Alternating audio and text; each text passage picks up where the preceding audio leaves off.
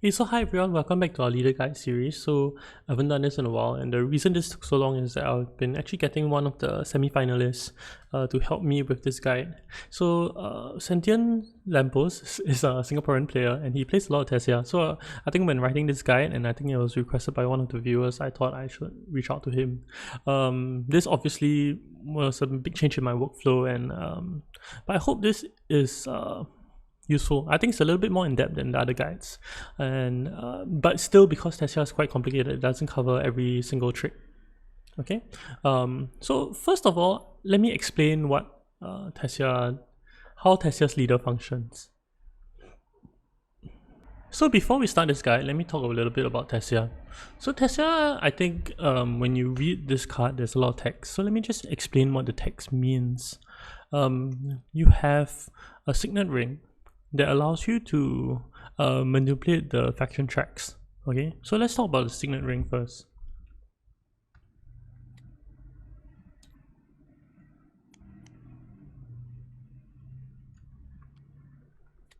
So with Tessia's signet ring, right, the ability is called duplicity. Duplicity means that when you play the faction ring, you can go down in one faction and then you can go up in another faction where you have a snooper token. So what it means by having a snooper token means that the snooper token is on the board here.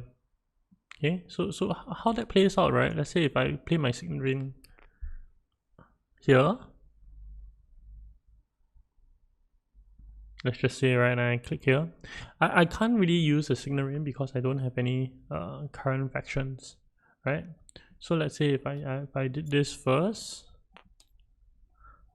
and then I play my signet ring to card tag, I can go down in the fragment and I can go up in any of the other, actually I can go up in all four of them, so I can go down and go up in them, but you are moving it from one place to another, so there's no real reason to go down and up in fragment, but you can change it to, let's say, spacing, and this is probably the most common of them all.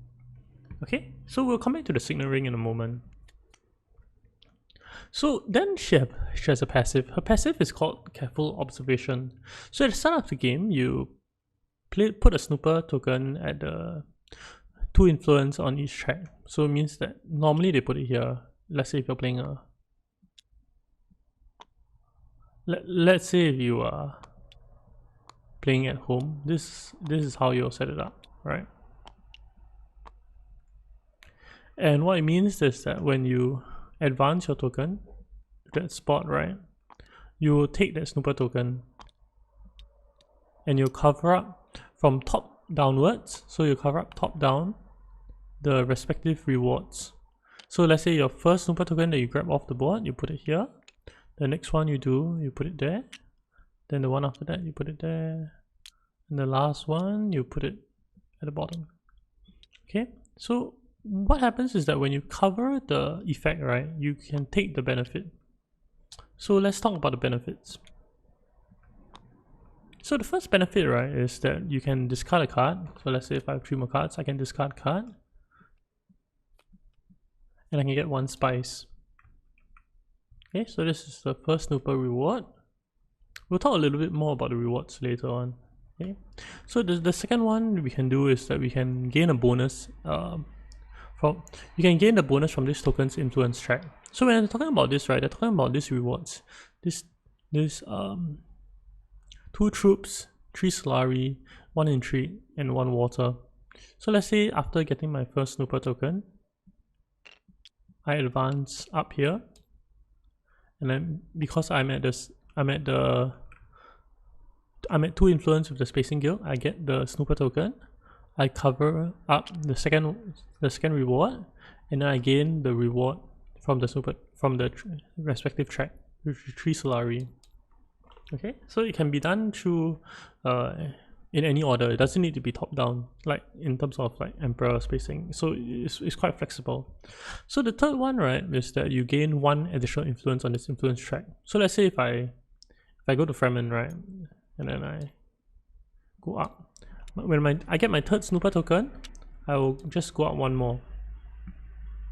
Okay, and then the last one is that if I go up to the 2 influence for my last snooper token, I get an additional influence, and I also get get a reward.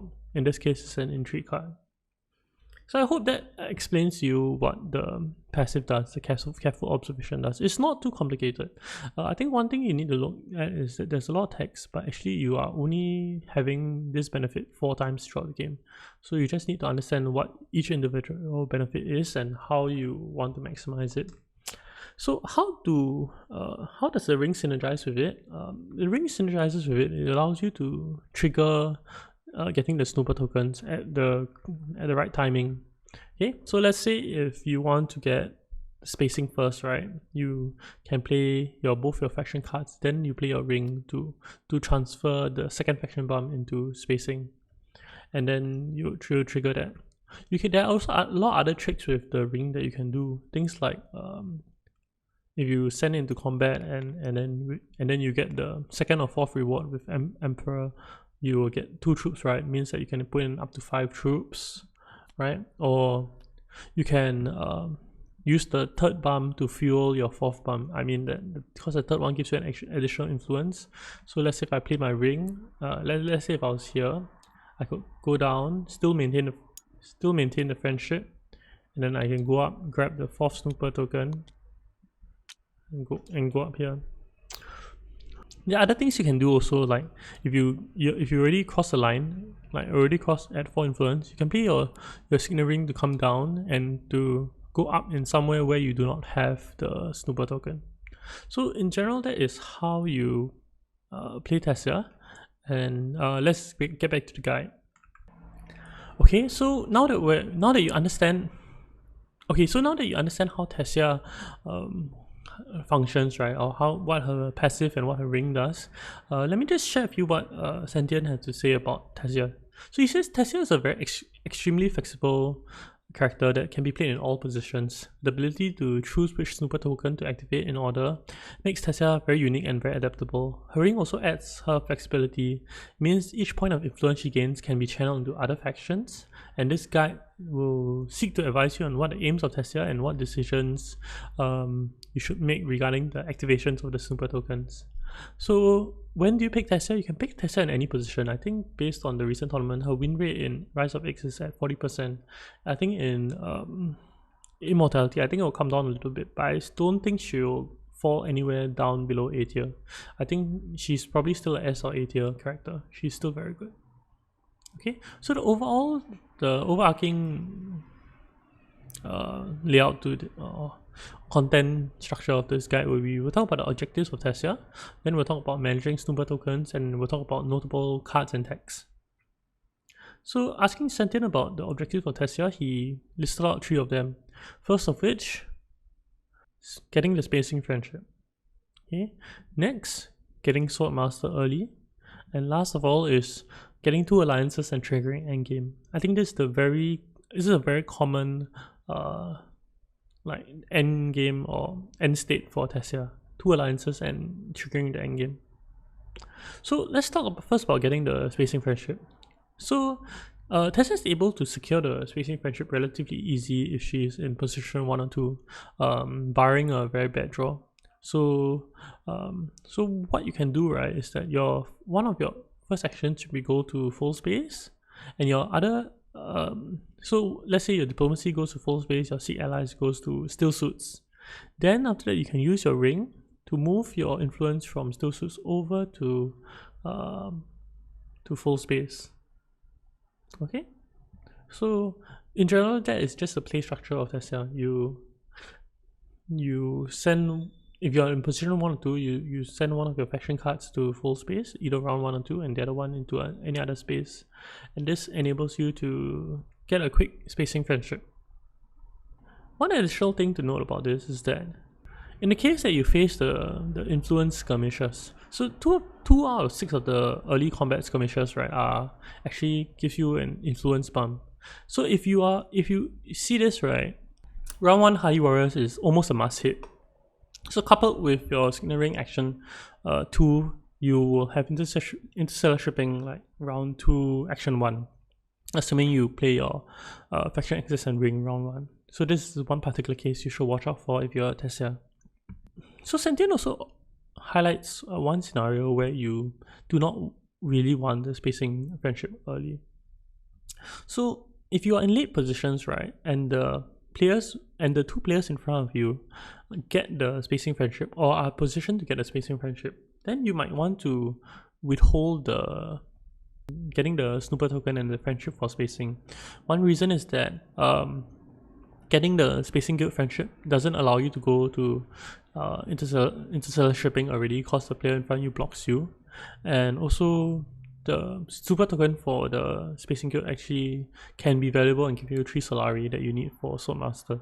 So do take note that this is one of the situations where you do not get the spacing friendship, but in general in positions 1, 2 and 3 you can consider, actually in all positions you can consider getting it. Just know that if you are going to be blocked, then you should try to navigate around it.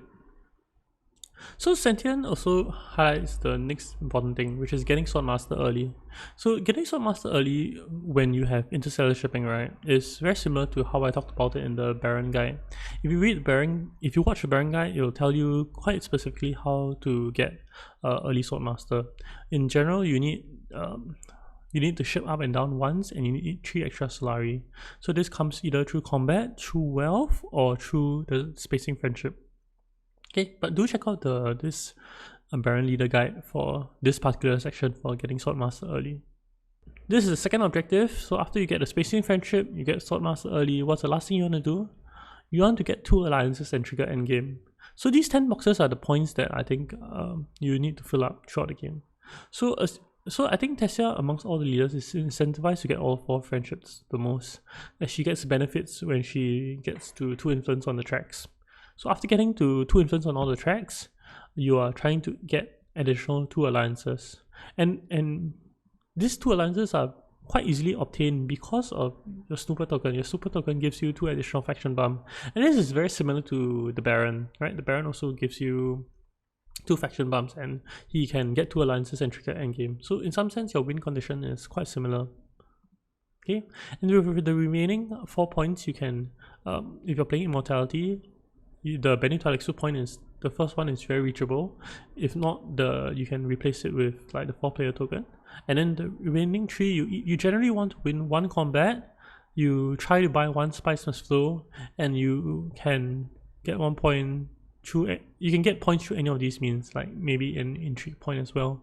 So the reasons that they are very, very easy to get, right, is that you can get a combat point quite easily by, let's say, using the snooper token to go to Emperor and put in like 5 troops, and it is a relatively easy win, right? Or let's say if you get extra water through the Fremen, you can convert it quite easily into 1 Spice Must Flow, or with the extra intrigues that you draw, normally because you're getting Bene Gesserit last, right, you have enough intrigues to kind of turn into points somehow.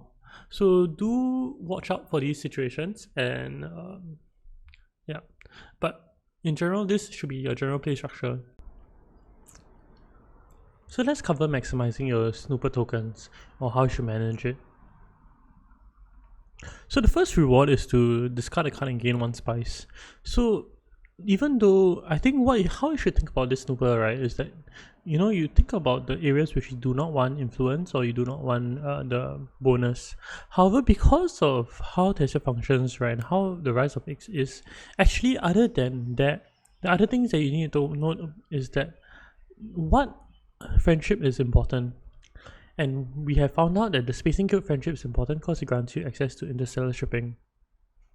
So most of the time in the game, you'll probably just discard a dagger for a spice. It's not too notable, okay? But sometimes you gain the reward in between turns and you cannot really discard a card. So as mentioned previously, you know, we want to get the spacing friendship. So the spacing friendship is probably the first to get, because access to shipping is too good to pass up, and there's possibility where you can have unconsented shipping, or you can prevent someone from getting unconsented shipping. So in the circumstance which the players before you have the spacing friendship, you can choose not to get the spacing guild, as the 3 Solari is very good early game. So something interesting that also has come up, right, is that with this extra spice, you're actually able to get 6 cost tech round 2. So this involves getting to still suits and another influence bump round 1, and then you go to great flat, and then you go tech negotiator round 2. So so this additional 1 spice can also push you to hit certain breakpoints, and the best breakpoint is the 6 cost tech breakpoint. Okay, so with regard to the second snooper, right? The second snooper token grants Tessia the resource according to the influence track she activates. So similar to the first token, you should activate it on a track which is more contested, namely Fremen and Spacing.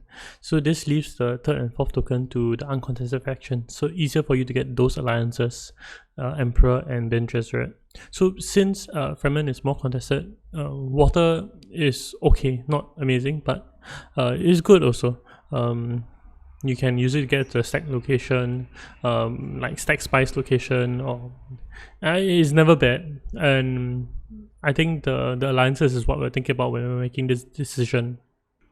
So there's one exception where you don't take your second snooper with a contested faction. So as mentioned earlier, if you go to the Emperor second, right, you actually get the 2 troop bonus when you reach a 2 influence of the track, of the Emperor track.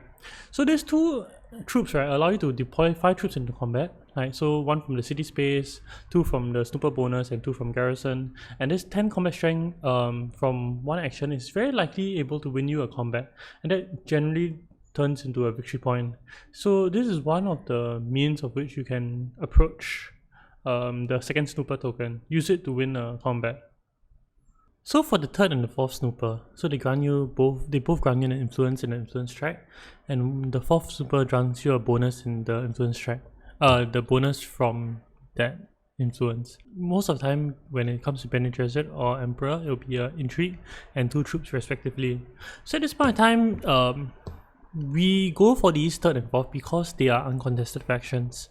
In generally, Bene Gesserit it's not as contested as Spacing and the Fremen, and as well as Emperor, because the spots of wealth and conspire are not as valuable. So generally you're able to take them fairly easy, but you might get pushback sometimes, and so there's something that you just have to assess.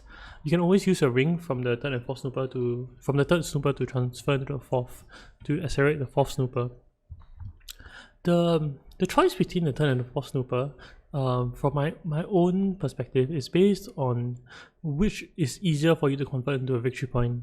So sometimes you are set up for combat. You have some garrison, you have some combat intrigues, and so then in that case you should take Emperor last, because then you can put in the 2 extra troops by activating your ring, and then you also can reach the 4th round of the Emperor track and get another 2 troops, and this will generally turn into a lot of points, especially if it's late in the game, at like round 7 onwards, can be equivalent to 2 points.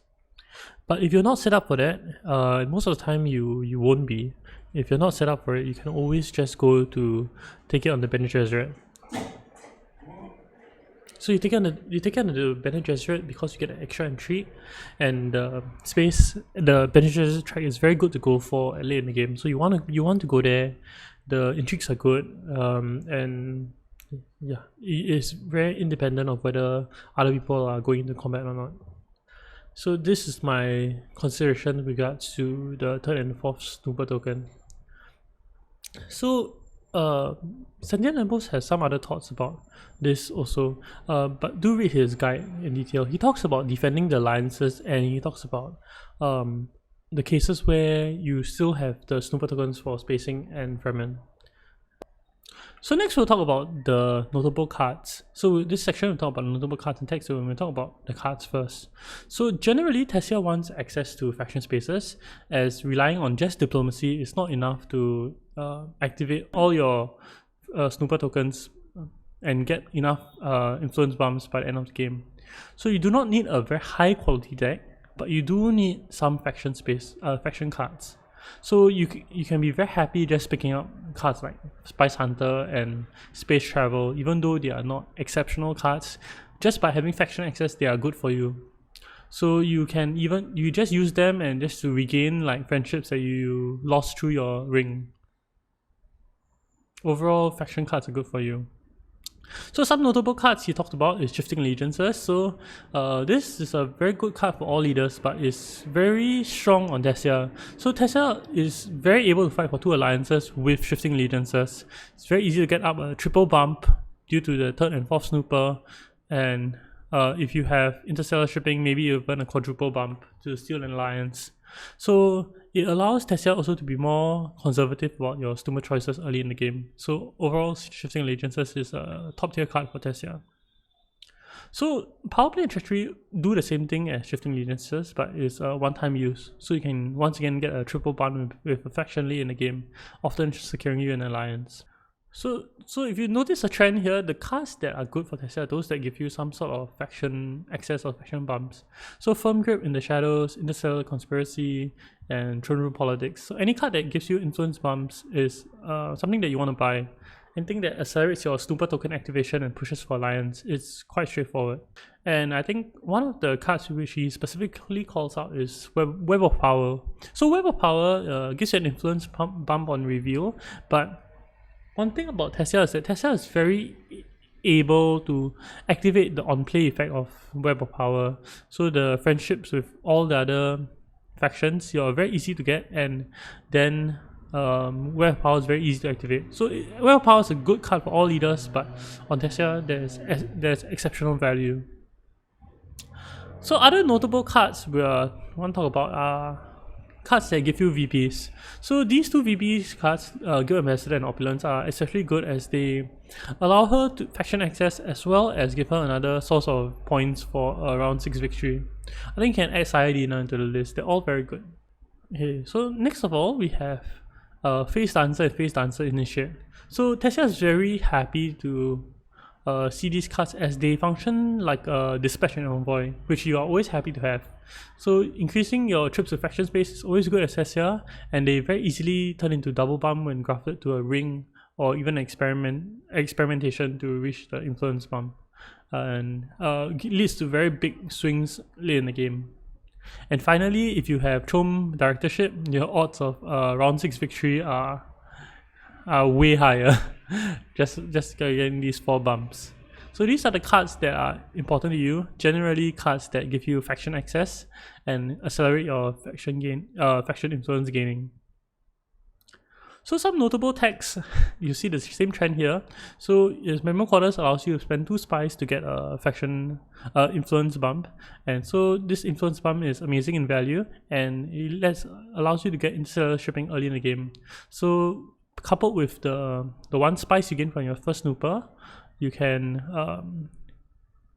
pull off a tech negotiator buy with your ring, activate your first snooper, then you get interstellar shipping access. So this is a very good tag for you. Next is Shuttle Fleet.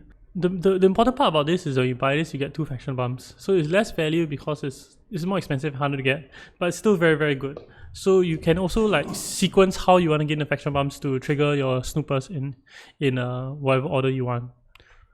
So last of which I think he mentions is that solving snoopers is very good for you late in the game, because late in the game you have this 1 turn where you go to secrets and maybe you draw up to 3 intrigues by the snooper token, and we get the alliance, and then you get 1 from secrets, or maybe you selective breeding and just get 2. But then you have a lot of secrets, a lot of intrigues in hand, and cycling 3 to 4 will generally turn into a point somehow. So this is how you should look at this card. It's very good on Tesia.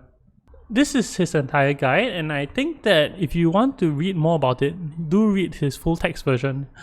He has written everything out nicely, and this is more just a verbalization of his guide. So Tesia is a very flexible character. So, but I think it is intimidating to try out.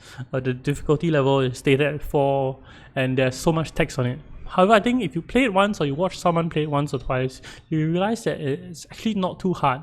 Okay, try it out. The combos are pretty straightforward, and once you use the combos once or twice, you will understand that they are there and that they are quite easy to enable.